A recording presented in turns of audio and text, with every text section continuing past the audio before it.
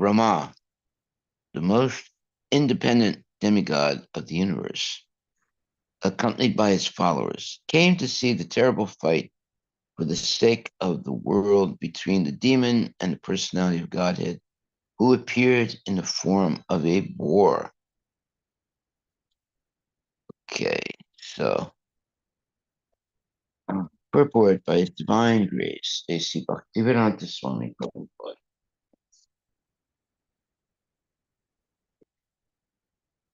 So, O descendant of Kuru Brahma, the most independent demigod of the universe, accompanied by his followers, came to see the terrible fight for the sake of the world between the demon and the personality of Godhead, who appeared in the form of a boar. And in the purport, Srila Prabhupada writes, the fight between the Lord and uh, this, the fight between the Lord, the Supreme Personality of Godhead, and the demon is compared to a fight between bulls for the sake of a cow. The Earth planet is also called Go, or cow, as bulls fight between themselves to ascertain who will have union with the cow. There is always a constant fight between the demons and the Supreme Lord, or his representative, for supremacy over the earth. Here the Lord is significantly described as Yajna Vayava. Yajna Vayava. One should not consider the Lord to have the body of an ordinary boar. He can assume any form, and he possesses all such forms eternally. It is from him that all other forms have emanated. This boar form is not to be considered the form of an ordinary hog. His body is actually full of yajna, or worshipful offerings. Yajna, or sacrifices, are offered to Vishnu. Yajna means the body of Vishnu. His body is not material, therefore he should not be taken to be an ordinary boar. Brahma is described in this verse, as Swarat. Actually, full independence is exclusive to the Lord himself, but as part and parcel of the Supreme Lord, every living entity has a minute quantity of independence. Each and every one of the living entities within this universe has the minute independence, but Brahma, being the chief of all living entities, has a greater potential of independence than any other. He is the representative of Krishna, the Supreme Personality of Godhead, and has been assigned to preside over universal affairs. All other demigods work for him. Therefore, he is described here as Swarat. He is always accompanied by great sages and transcendentalists, all of whom came to see the bullfights between the demon and the Lord. Hare Krishna, Jai Srila Prabhupada Ki Jai. Yeah. Again, the translation of the verse. O descendant of Kuru, Brahma, the most independent demigod of the universe, accompanied by his followers, came to see the terrible fight for the sake of the world between the demon and the personality of Godhead, who appeared in the form of a boar. So this fight is taking place between Hiranyaksha and the boar incarnation of Lord Krishna. And actually, the when you say a boar, it's a pig, but it's a gigantic form. It's not an ordinary pig. It's like a transcendental pig almost. So The Lord, of course, can appear in any form he wants. And there are 8,400,000 different species. Actually, Krishna appears in 8,400,000 forms because he's the father of all living entities. Therefore, he can appear in every form. And to why? To uplift the living entities in those different forms. So what's important is not so much the body, but it's the soul that is important. However, the body can limit uh, the let's say behavior of the living entity. If you have the body of a pig, well, you can't really go much beyond what a pig is.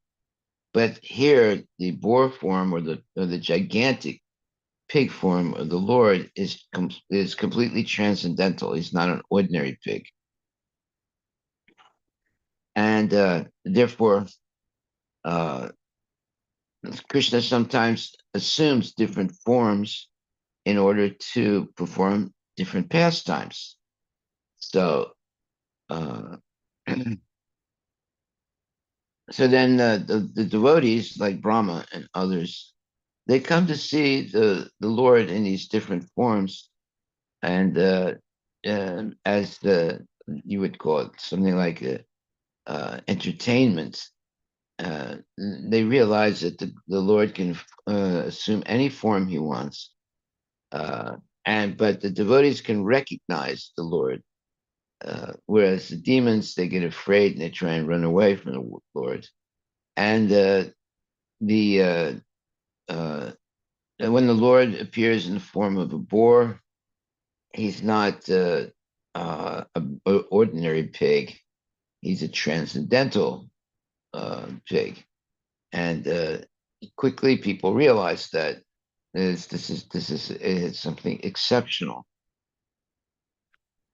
Okay, so the purport says the fight between the Lord, the Supreme Personality of Godhead, and the demon is compared to a fight between bulls for the sake of a cow, and we see that also, like uh, our big bull Narayan. He has a very protective attitude with the cows that he likes. So, and especially when he's in heat, if you go near one of his cows, he'll try and butt you. Well, when it's not in heat, then it doesn't really care that much. But when it's in heat, it's very protective of the cows. Okay, so the fight between the Lord, the Supreme Personality of Godhead, and the demon is compared to a fight between bulls for the sake of a cow. So we see this, like for example, Narayana, he will butt his son, and, and to show who's the boss. And what's his son's name? I forget. Uh, anyway, we'll think of it. And so you see, even though it's his own son, uh, Narayan will, show who's the real boss. And he's well, when the baby cow or baby uh, um, baby bull is there, Narayana, is sort of friendly with him and gives, cuddles him a little bit. But when he gets older and as big as his father, sometimes even bigger, then Narayana sees uh, a someone who is well, he considers the uh, his own son like a rival, so he'll butt him sometimes. You can actually see it. Yeah, they're not really, let's say, trying to really hurt each other, but Narayan is always trying to show that he's the boss. Yeah.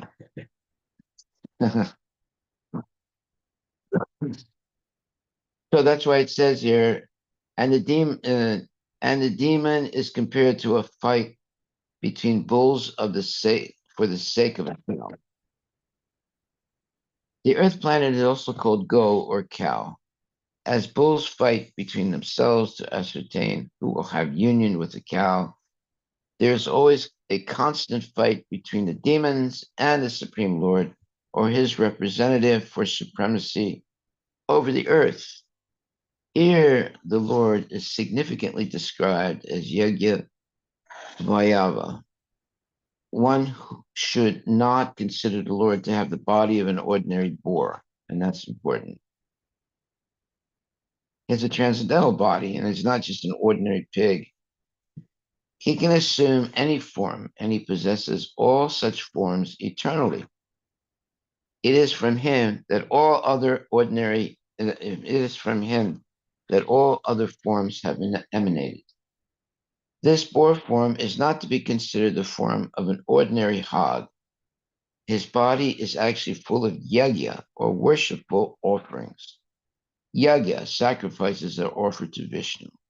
Yagya means the body of Vishnu.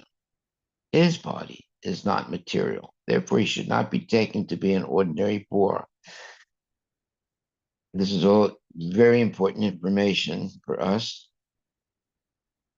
Brahma is described in this verse as Swarat.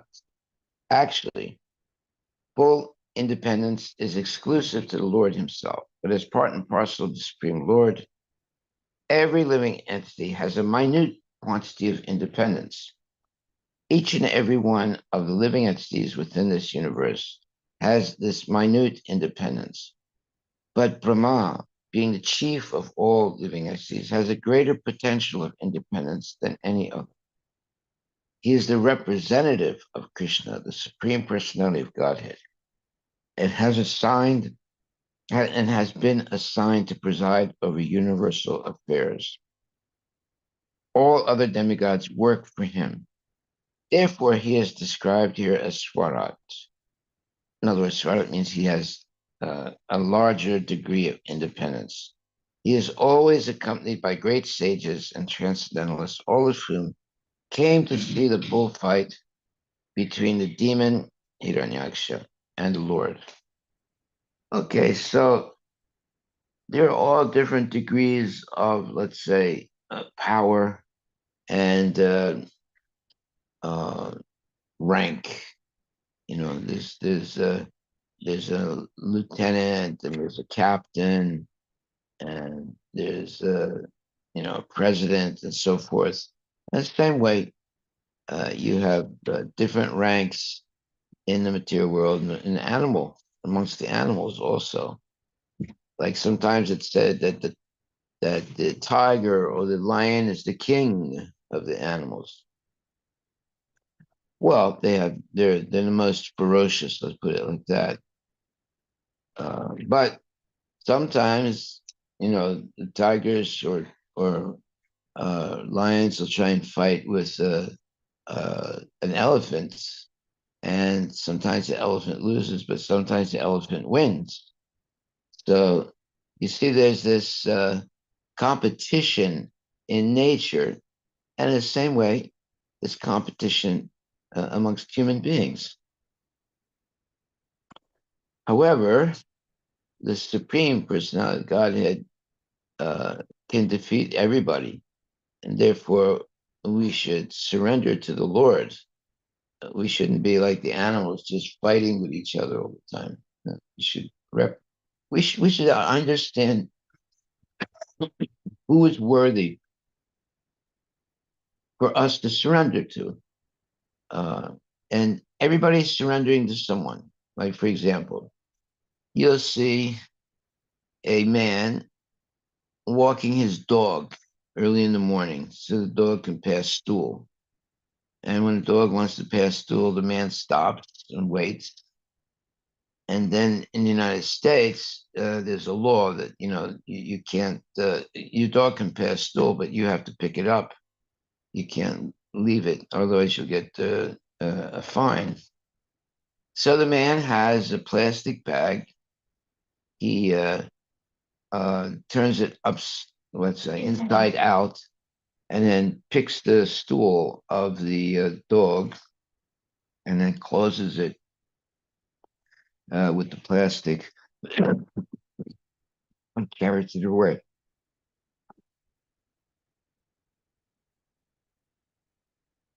So then, who's the master, the dog or the man?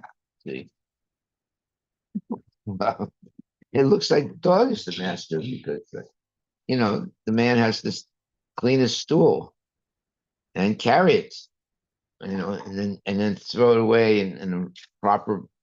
They have these what's called dog walking places in the Sammamish, and people come with their dog and they walk the dog in that particular area, and they have these uh, just these different places you can get the plastic that you need to pick up the stool of the dog, and they have other places where you can put that plastic uh, stool uh, in. So everything is organized uh, to to be hygienic.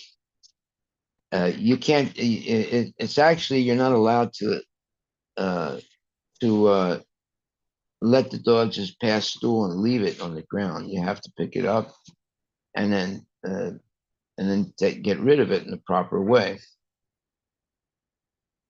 Why? Because the stool of a dog is contaminating. It's not pure. Uh, it's a contaminant, and that means that you can get sick if you like, for example, let's say the dog, people don't pick up the stool of a dog. Like previously, before they had this rule, people would be walking down the street and all of a sudden they step into the stool of the dog, and then they get really upset because they have some nice shoes. And then when they go to school, when the kids go to school after stepping in the dog, uh, uh, uh, urine or stool, they contaminate the school. So therefore, there are rules about walking a dog, and if the dog passes stool, you have to clean it up. You can't just leave it. You can actually get a fine. Once you look that up, is there a fine if you let the dog pass stool and don't pick it up? I think there is. Okay, so uh, Brahma is described in this verse as Swarat. Swarat means being independent. And actually, full independence is exclusive to the Lord himself. But as part and parcel of the Supreme Lord, every living entity has a minute quantity of independence. Now we see this. Everybody has a minute quantity of independence. They People can have basically two choices in life. Did you see that? Mm-hmm. What's it say? It's called the pooper scooper. Pooper scooper. Okay. It's not The something new now. The pooper pooper scooper scooper law. law. It's a law. What's it say? So in case of it's in New York, it's $250. San Francisco, $250. If your dog passes stool, you don't pick it up. yeah, in San Francisco it's 320. In Los Angeles, it's 500. So Well, it gets more on the West Coast. Yeah, the different prices, but yes, is the law. yeah. That's why it's better. If you want a pet, you get a cow. You have to clean the poop of the cow also, but it's not contaminating. Whereas the poop of the dog is very contaminating. Very, very contaminating. And the worst thing is, let's say you have a nice suit on and you have your new shoes on, and you walk down the street and you step into some dog a stool by accident, and it's very, very annoying, you know, and uh, and then if they find out whose dog passed stool, they'll get a fine. Which person let the dog pass stool without picking it up, they get a fine. Is that right? Mhm. Yeah. How much is the fine? It ranges up to $500. Up to $500. Is And it? I think Maharaj says Washington DC up to $2,000. So is it? Well, yeah, yeah. Up to. Wow, Washington D.C., the capital. $2,000. That means that there must have been a lot of people letting their dogs pass stool, so they upped it to $2,000. Yeah, And Maharaj, it says also that dog poop laws are important because dog waste can be bad for the environment, your health, and your dog's health. yeah. It can also transfer bacteria and parasites and pollute the water sources. You see, that's how contaminating a dog is. And by the way, people that have dogs, they let them sleep in the same bed as the dog's owner. And what happens is their bed becomes completely contaminated with all kinds of germs and parasites and things like that, and it affects the person. Then they let dogs sit next to them when they're eating, and they let the dog, like feed. They feed the dog with their hands, right? And the dog licks their hand also. Uh, and they don't realize how bad that is for their hygiene. You know, yeah, they kiss the dog. Yeah, unbelievable. Of course, you can kiss you can kiss Ramdas or Radhika because they're not as, let's say, contaminating as the dog. But it's still an animal. But usually, the dog and the cat also. Cat also is almost as bad as the dog. You know, it's interesting cats because a little bit contrary to most people have dogs. They have these dog kennels where if you work, you can take the dog and leave the dog there, and they take care of the dog during the day while you're working, and then you come and pick up the dog.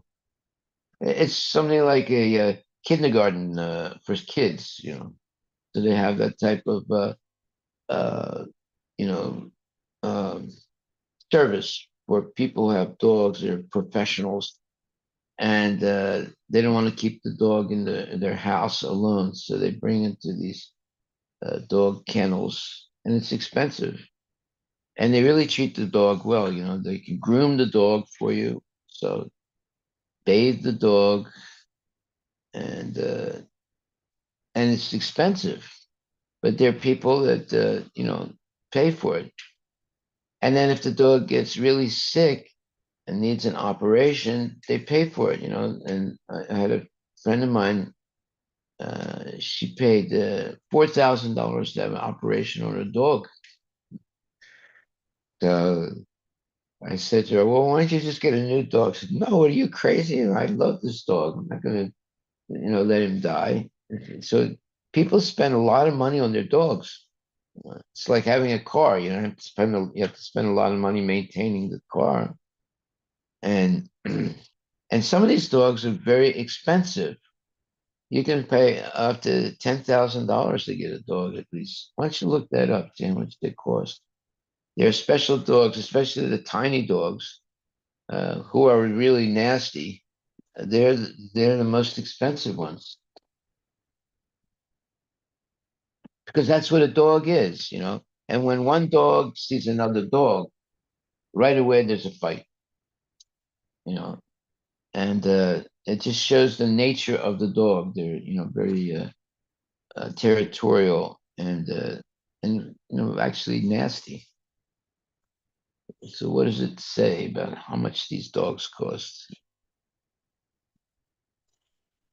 you get a small dog, and they can be up to $10,000, I think.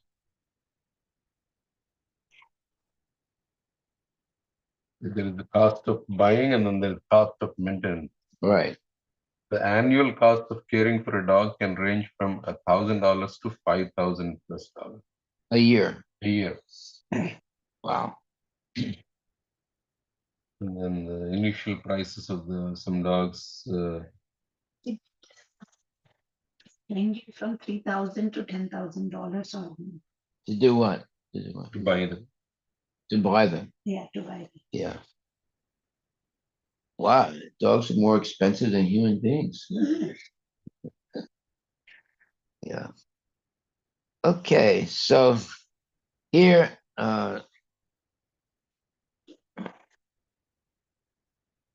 Brahma is described in this verse as Swarat. Now, Swarat means independent. Actually, full independence is exclusive to the Lord himself, but as part and parcel of the Supreme Lord, every living entity has a minute quantity of independence. Okay, well, basically, every one of us has limited free will. And what does that mean? That means that we have basically two choices in life. Either we follow Krishna's instructions or we don't follow Krishna's instructions. Both ways, we need Krishna's help. If we don't want to follow Krishna's instructions, he has to help us go deep into Maya.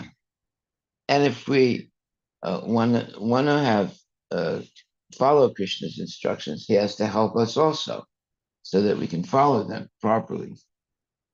So therefore, we're always dependent on Krishna, the Supreme Personality of Godhead, who's in our heart and who's basically helping us achieve the different desires that we have, according and also limited by our karma from previous life. So you see, whether we want to be a nonsense person or whether we want to be a devotee, we need Krishna's help. We can't do it on our own. So when we want to forget Krishna, Krishna gives us forgetfulness so that we can engage in sinful activity. You can't engage in sinful activity unless you actually forget Krishna. And this is why, like, some people never want to go to a temple. So one day there was a group of girls, and they were all schoolgirls, and some of them were devotee girls. So they came to the temple, and one of the girls refused to walk into the temple, and she stayed outside while the other girls went into the temple. Now, not all the girls were devotee girls, but this one non-devotee girl refused to walk into the temple. Why is that? Because even though she's only might have been maybe 17 years old, she was an atheist. And she had what you would call not real, I would say, yeah, she had an aversion. I looked that word up, aversion, to spirituality, and didn't believe in walking into temples. So she stayed outside where the other girls came into the temple and waited for them to come out. But she refused to step into the temple, and of course refused to eat any prasadam, etc. So there are, uh, let's say, sad people like that that have an aversion to spirituality. What does it say, that word? Right. Strong dislike. So that's why the girl didn't walk into the temple, because she had a strong dislike of anything religious. And there are a lot of people like that today that never go to church or never go into a temple.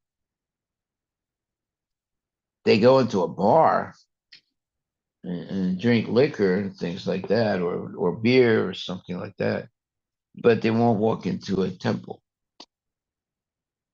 Prabhupada once said, there is no ocean big enough to purify a glass of. So, in other words, uh, wine is so corrupting that even if you try and wash it in the ocean, it still will not get clean. See, that's how contaminating these liquors are. And you see that, people that get sort of uh, hooked, like the French, every time the French sit down to eat, there's got to be a bottle of wine, and some of those bottles of wine are really expensive. You can pay up to $5,000 to $10,000 for a bottle of, high quality wine. And of course, you can also buy wine for really cheap. You go to Costco, you can get it maybe, you know, $7 or $10 for a bottle of wine. But Prabhupada says there's no ocean big enough to purify a glass of wine. So there's something wrong with it. Let's put it like that, because it's a contaminant. It's not actually purifying. But people, they become what's called aficionados. That's a good word to look up. Aficionados of wine, and then they know how many years old the wine is, and at what altitude the grapes were grown, and all these different little, information about the wine. It's a big money maker for people. People who have these vineyards. They become really rich, and obviously, if you go into any supermarket now, there's a huge array of wines that you can buy, uh, and and people think that they're making some kind of not spiritual, but some kind of advancement in life by drinking wine. Like in France, like everybody drinks wine. Everybody, if every time they sit down to eat, they have a bottle of wine also. Yes. How do you spell aficionado? AF, fish. AFI. BIONID Yeah. And what does it mean? means a person who is very knowledgeable and enthusiastic about an activity, subject, or pastime. There you go. So if you're a wine aficionado, that means you really like wine.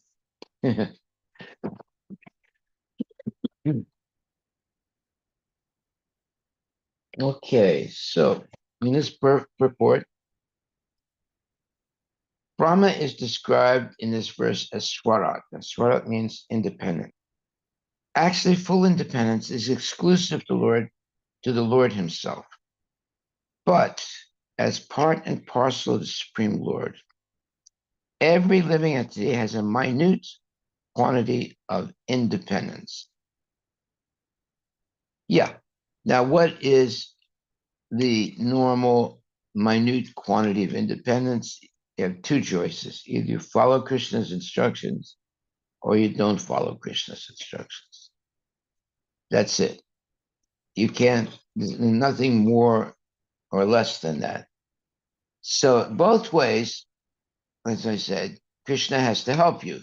If you want to forget Krishna, he's got to help you forget Krishna. And if you want to remember Krishna, he's got to help you also.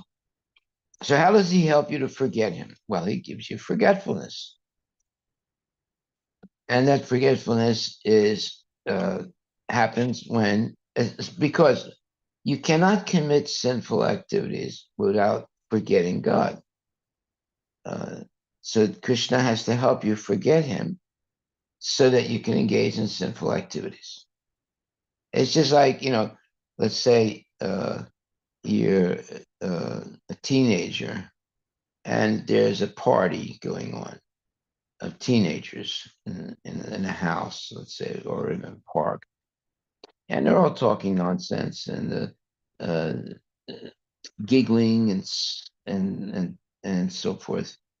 And like for example, one time there's a group of teenagers, and they dared someone to eat a snail, not a snail, a slug, and the boy ate the slug.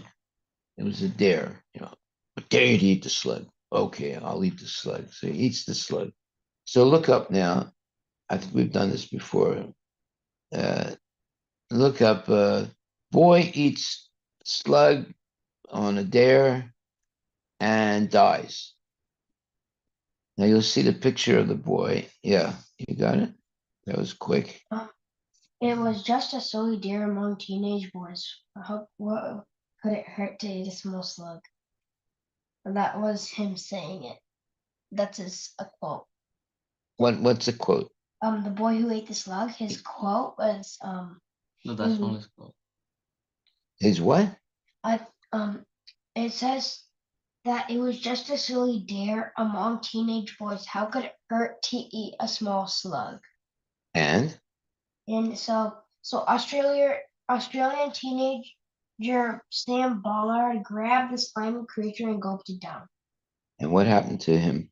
He had no idea that the slug carried a potentially deadly worm that would put him into a coma that lasted more than a year, paralyze his body, and ultimately take his life. You got the picture of him? The photo? It was before. Yeah, it was before. And then you can scroll down, you'll You see. you have to look Yeah, I got it now. before and after. Okay, let's show it to everybody else. I've seen that picture. This is what happens when you eat a slug on a dare. When a bunch of boys are together and someone says, I dare you to eat a slug. So he ate the slug on a dare and it killed him. The slugs, have a lot of poisonous qualities to them. Parasites. It wasn't It's actually, itself. There was a worm inside. Huh? Read it again. see, there is a parasite worm And in the slug. in the slug that actually rat worm. He had no idea that the slug carried a potentially deadly worm Yeah. that would put him into coma that lasted more than a year, paralyze his body, and ultimately. Look how much suffering there is. Yeah. Sometimes the slugs, Maharaj, they get on the plants and vegetables. So it's a very good idea to really wash it good before we eat it. Absolutely. Because they can excrete some Yeah. of that on that. Exactly right. Exactly. Or the worm. Oh, okay. All right. So now we learned something new today. Don't eat any slugs. Okay, so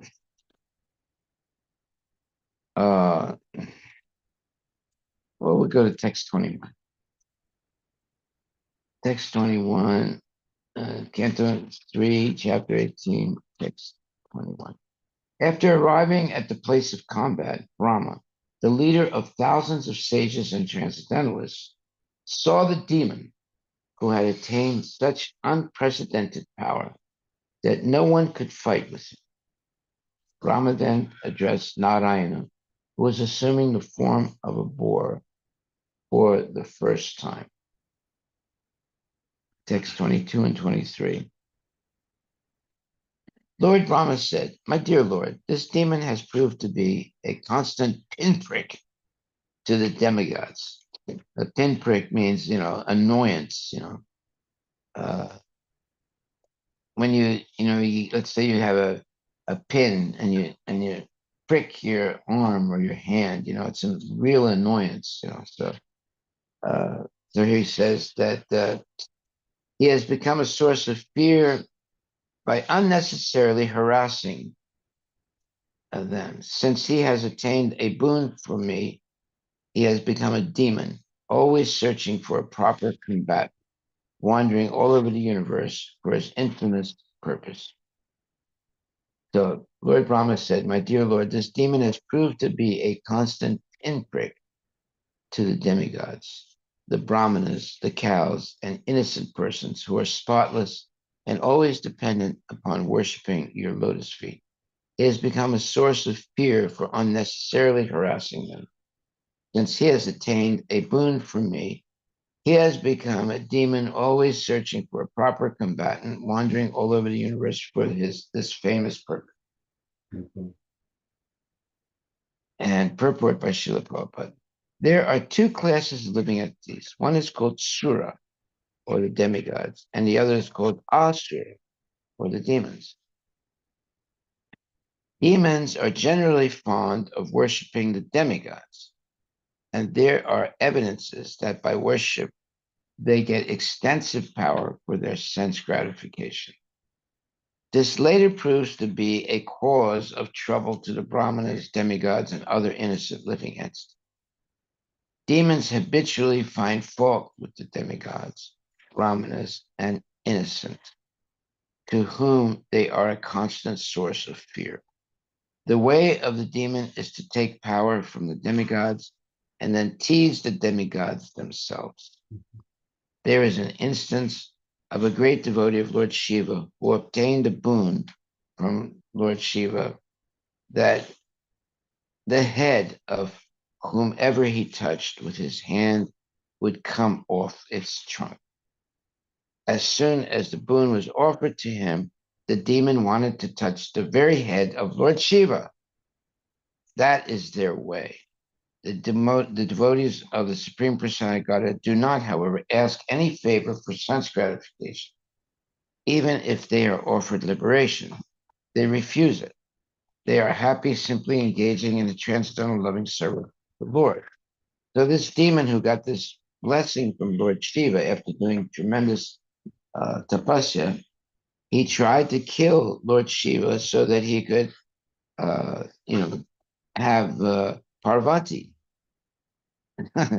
So that's why it's dangerous to be in the position of Lord Shiva, because he's called Ashutosh. He's very quickly satisfied and tries to help demons, but sometimes the blessing he gives to the demons, they try to use that blessing to conquer Lord Shiva.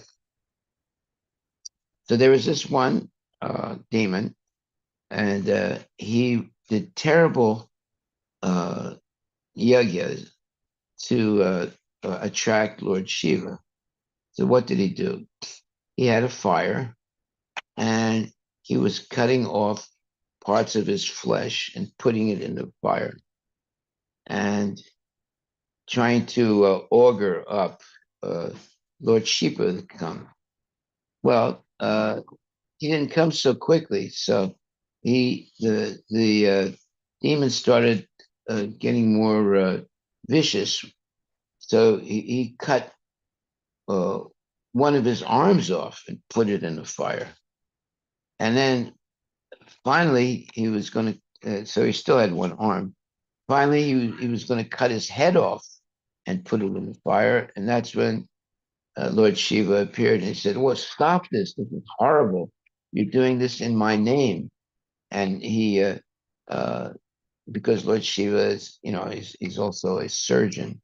He put back the cut parts on the demon and said, "What do you want? Why are you doing this horrible thing in my name?"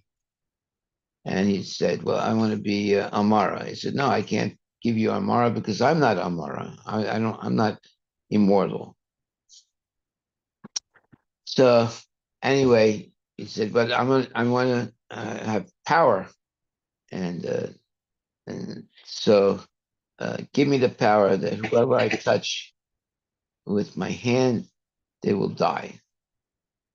So finally, Lord Shiva said, "Okay, okay, just don't, do this horrible sacrifice of cutting off your body parts and putting in the fire." And so he gives him this power that whoever he touches will die. And what does the demon do? He tries to touch Shiva. So then, so now Lord Shiva is running away from him, and he's praying to Krishna, "Please help me! This demon is going to kill me." And then Lord Krishna, he tricks the demon. Now, how did he trick him? He said, "Oh, my dear demon," he said, "Don't, you're running so fast. You're going to overwork your heart. You might have a heart attack." So demons are really interested in their bodies. So when he heard this, he sort of stopped and he started thinking a little bit, and he said, "Well, thank you very much for considering my health."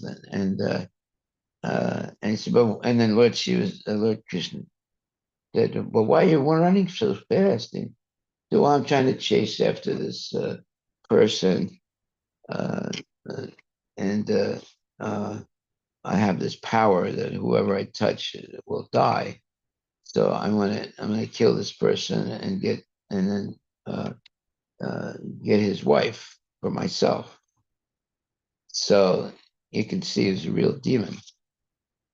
So Krishna said, "But don't you know that that Lord Shiva is a liar?" He said, "What?" He said, "Yeah, doesn't lies to a lot of people." He said, "Really?" So I didn't know that. He said, "Yeah." So did you test this power that you have that whoever you touch will die? And he said, "No." I said, "Well, maybe you should test it to make sure because she was a big liar." So the demon was like so enamored by Krishna that he got into a state of illusion. So Krishna said, "Why don't you just try it on yourself to see if it works?" "Oh, okay." He touches his head and he dies. So that means that Krishna can put anybody in a state of illusion and keep them there as long as they are nonsense.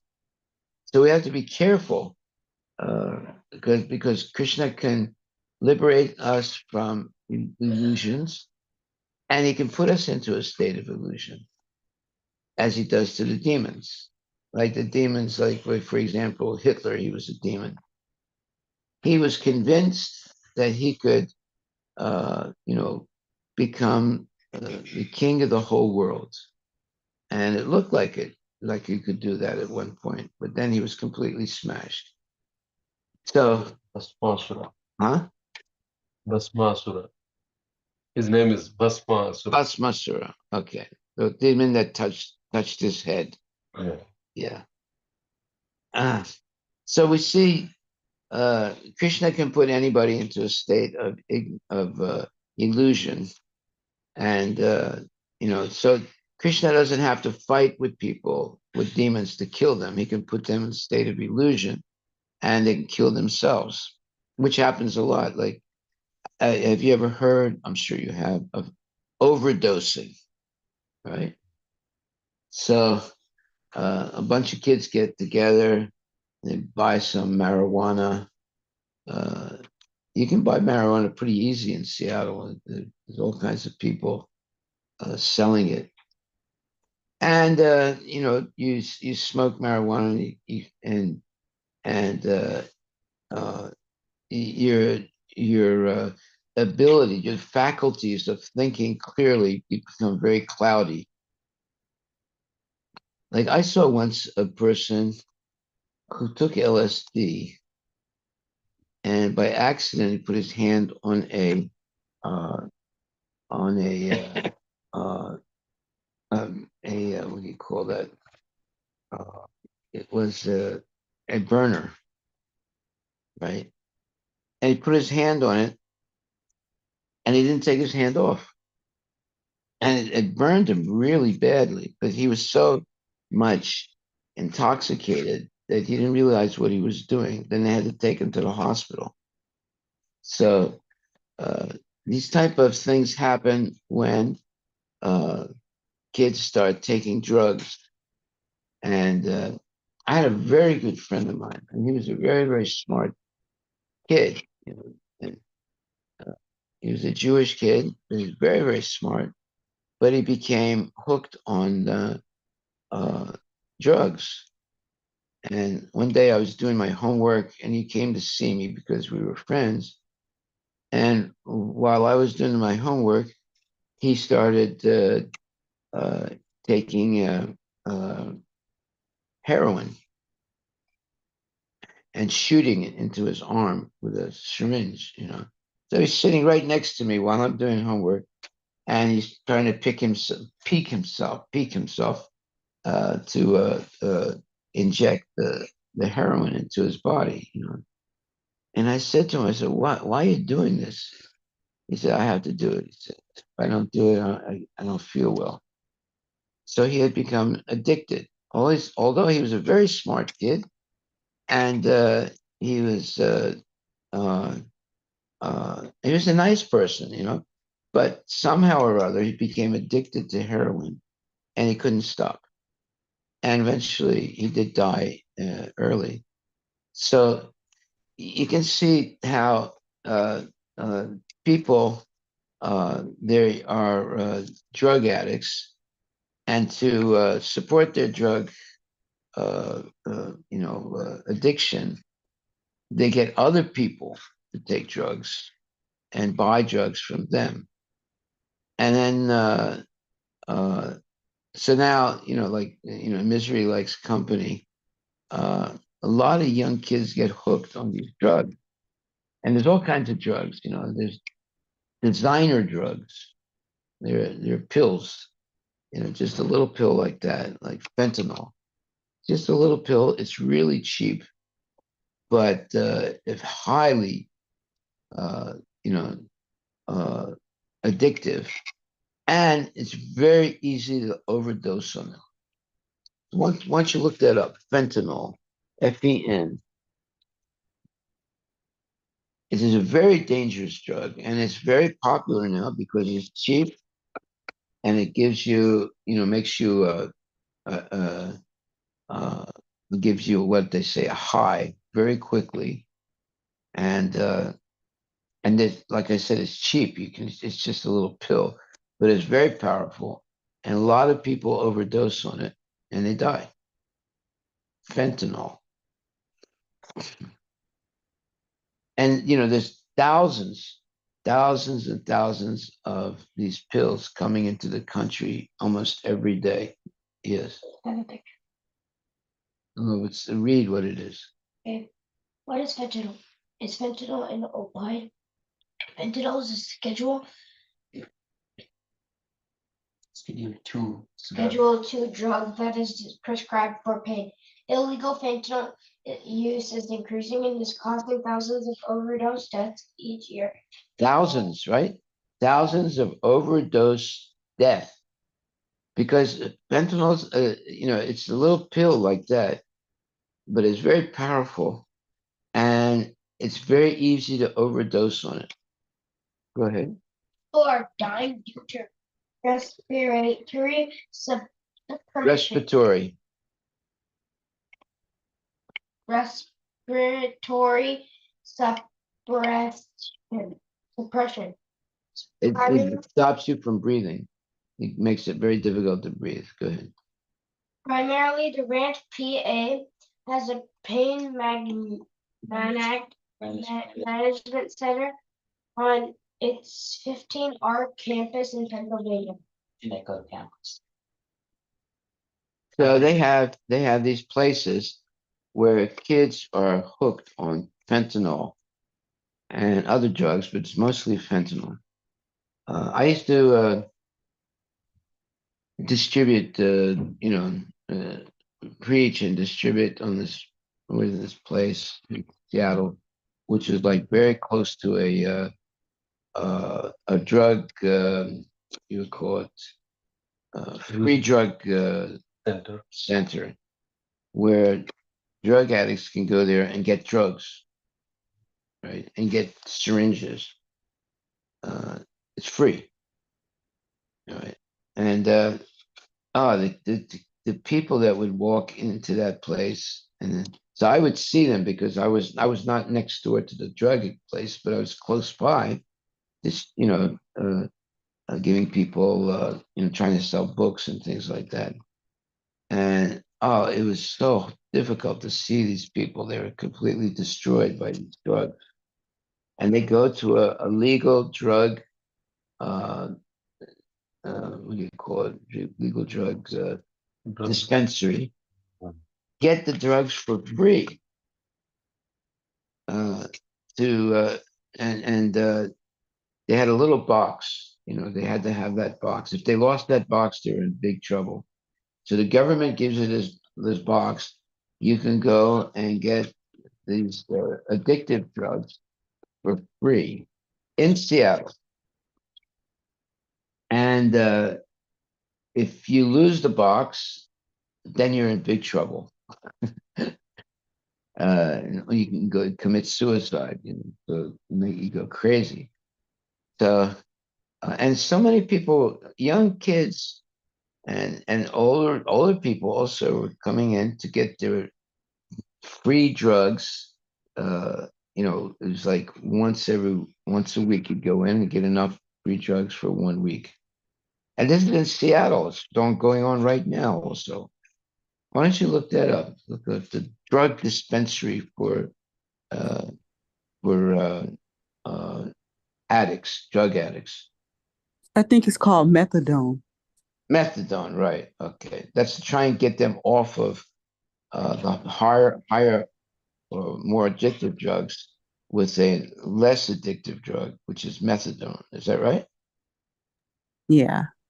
Yeah. But methadone is a drug also. Yeah, and they give them doses of it and then they wean them off of it. Right. They try to wean them off of it. Yeah, and they get addicted to that too. They get addicted to it. That's right. So I would see these kids coming, like I was doing this Sankirtan in the same place every week.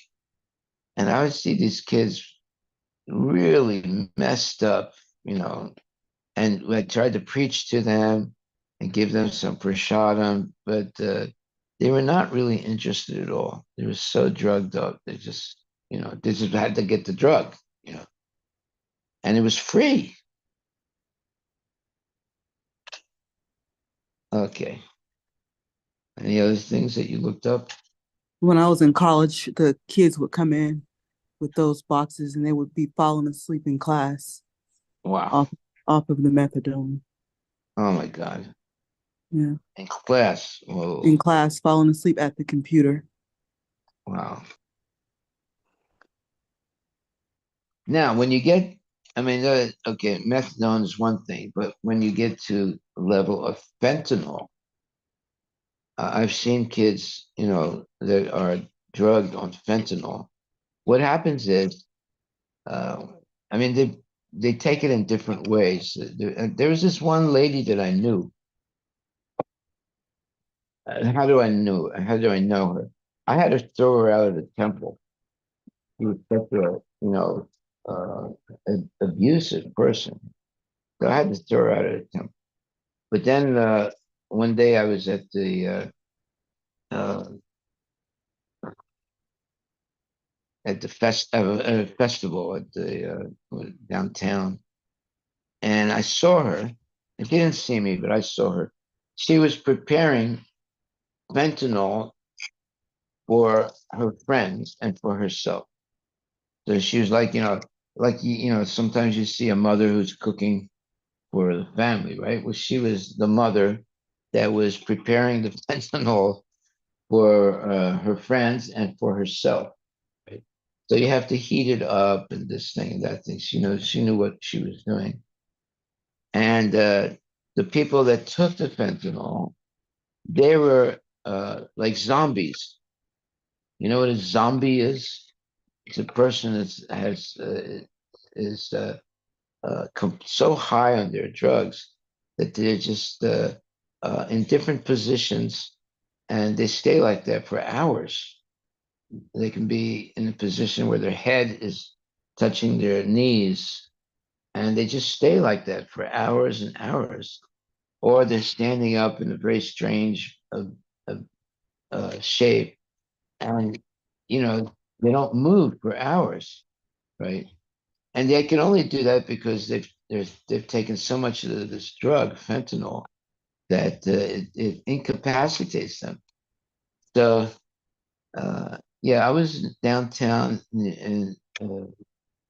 where there are a lot of people that take these drugs, and they're like zombies. They're like completely drugged up, and uh, it's very sad to see them. Very, very sad. Okay, so uh, the main point here is that uh, there is an instance of a great devotee of Lord Shiva who obtained a boon from Lord Shiva that the head of whomever he touched with his hand would come off its trunk. As soon as the boon was offered to him, the demon wanted to touch the very head of Lord Shiva. That is their way. The devotees of the Supreme Personality of Godhead do not, however, ask for any favor for sense gratification. So why did the demon who got this special blessing from Shiva that whoever's head they touched would would die immediately? Well, he wanted Parvati, Shiva's wife. So he tried to kill Lord Shiva after getting his blessing. And why would Shiva give a blessing like that? Well, Shiva is called Ashutosh. That means he's very, very merciful, even to the point of giving a demon a blessing and that they won. But the demon tried to use it to kill Lord Shiva so uh, he could then have Parvati as his wife. So that's the world of the demons. As soon as the boon was offered to him, the demon wanted to touch the very head of Lord Shiva.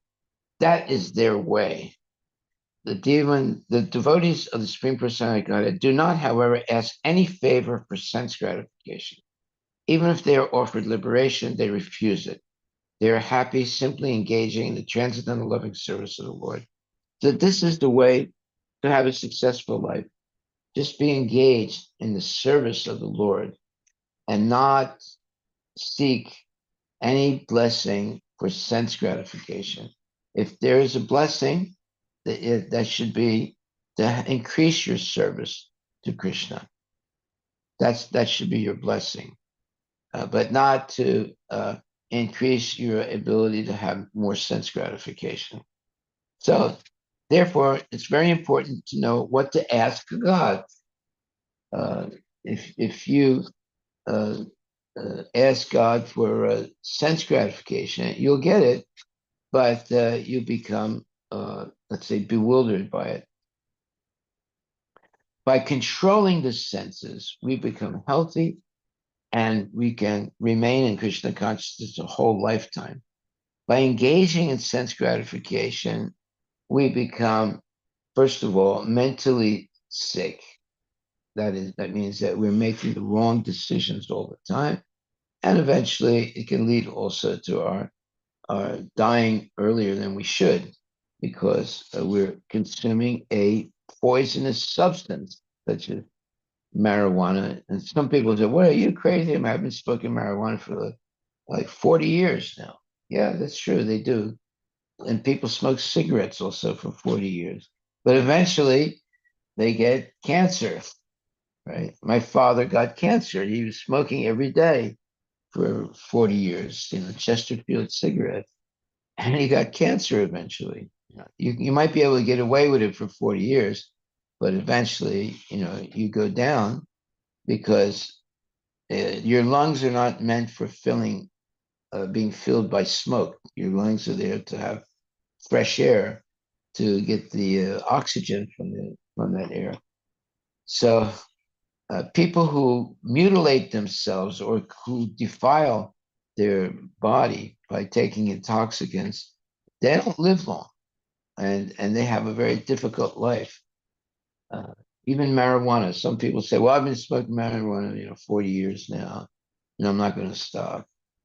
But they have a lot of problems, a lot of respiratory problems. Okay, so we'll stop right there. Are there any questions?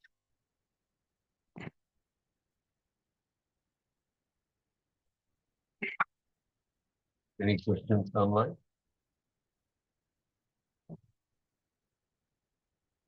So the way of the demon is to take power or blessing from the demigods and then tease the demigods themselves. Yeah, so they'll get a blessing from a demigod and then they'll use that blessing to tease or to even try and kill the demigod. So there are a lot of people like that also.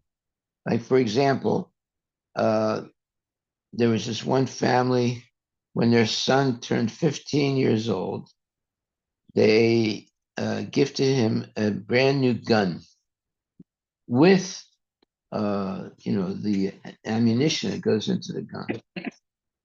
What did he do? The next day or two, he went and killed some of the kids in school. And you know what happened? Eventually, the parents were put in jail also.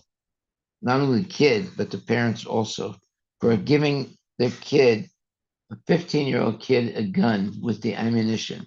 You know, so there's some really crazy people in this world today. You can look that up. You'll see it in the internet. Yes, Ethan Crumbly. What then? Ethan Crumbly That's his name, Yeah. Ethan. Yeah. from Michigan.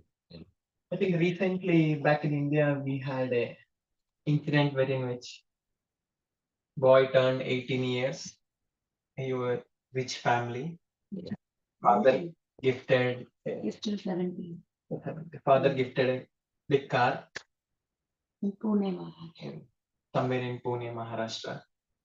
So he was going on a ride with his friends and He had hit a couple of employees who were crossing the road.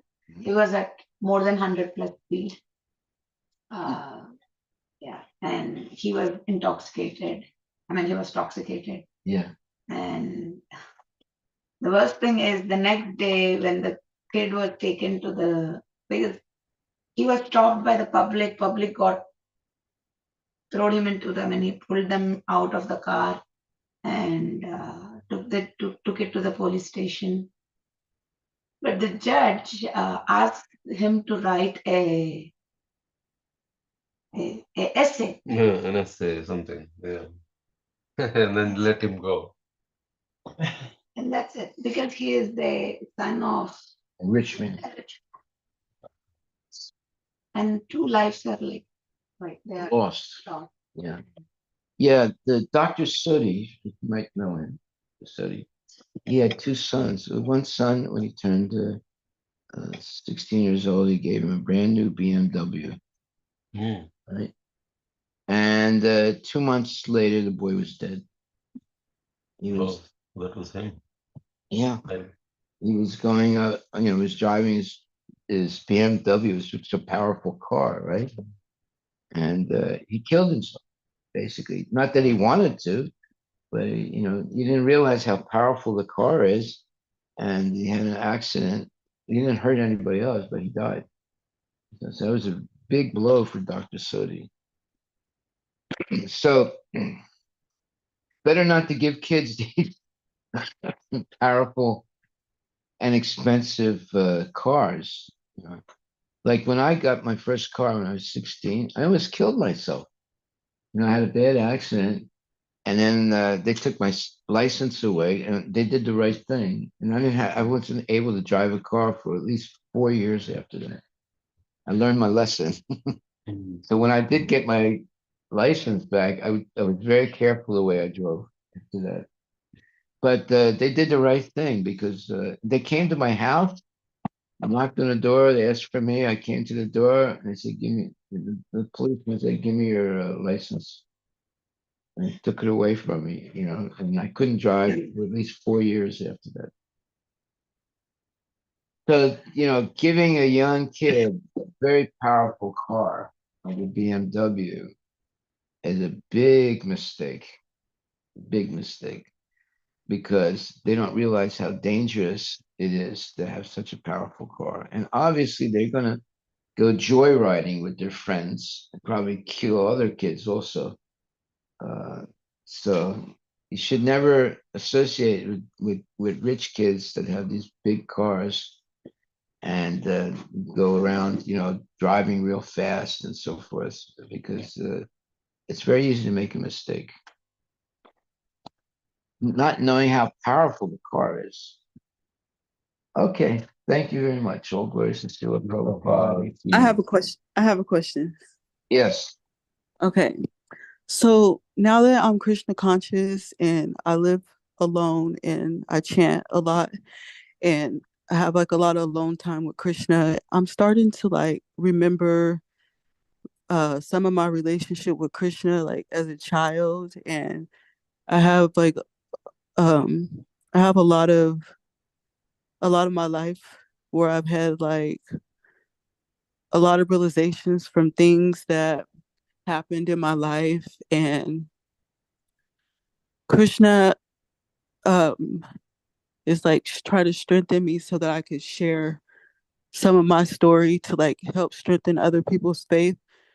But I'm not sure like how much I could share and like what should not be revealed. Well, share your realizations of Krishna. So you come to the temple and you hear classes and you take part in the festivals and things like that. So share those experiences that you have. Uh, you don't have to, uh, talk about, let's say, very, very personal things. You talk about positive things of your realizations in Krishna consciousness. And to reveal a lot of personal things to people, that is not necessary. What you want to relate to, what you want to tell people is, your positive, uh, realizations of, service that you've done, and things that classes that you've attended, and different types of realizations that you've gotten. You don't want to get into a lot of personal things that are private, actually.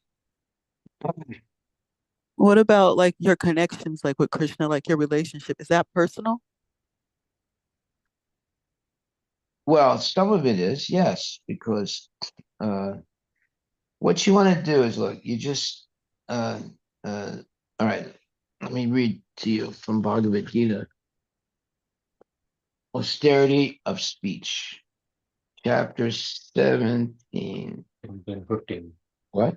17.15. Yeah, 17:15. It says, austerity of speech consists in speaking words that are truthful, pleasing, beneficial, and not agitating to others, and also in regularly reciting Vedic literature. And the purport Prabhupada writes, one should not speak in such a way to agitate the minds of course. When a teacher speaks, he can speak the truth for the instruction of his students. But such a teacher should not speak to those who are not his students, if he will agitate their minds. This is penance as far as talking is concerned. Besides that, one should not talk nonsense. The process of speaking in spiritual circles is to say something upheld by the scriptures. One should at once quote from scriptural authority to back up what he is saying. At the same time, such talk should be very pleasurable to the ear. By such discussions, one may derive the highest benefit and elevate human society. There is a limitless stock of Vedic literature, and one should study this. This is called penance of speech. So, in other words, whatever we talk about, it should be something that is, as it says here, um, one should not speak in such a way as to agitate the minds of others. And it also says, one should not talk nonsense. The process of speaking in spiritual circles is to say something upheld by the scriptures. And one should at once quote from scriptural authority to back up what he is saying. At the same time, such talk should be very pleasurable to the ear. So this is the 17th chapter of Bhagavad Gita, verse number 15. And it's called austerity of speech. So this is something we should study, think about, and practice. And that way, we will become endearing to people because you're helping them become Krishna conscious by speaking in this way. Does that answer your question? Yeah. In other words, you speak at your level. You can't say things that you don't know. But whatever you know that's positive, that's what you should speak about. Whatever you know about Krishna that's positive, that's what you explain to other people. Okay. Don't try and say things. They might ask you a question you don't know. Don't try and answer a question that you don't know. You might say, well, I don't know the answer to that, but give me a day or two, I'll get back to you. And you can ask, more advanced devotees, what's the answer to this question? But don't try and answer a question that you don't know. Then you get lost. But look up this verse, 17th chapter, 15th verse in the Bhagavad Gita. And it's called austerity of speech. Okay. Hare Krishna. Hare Krishna. Oh, verse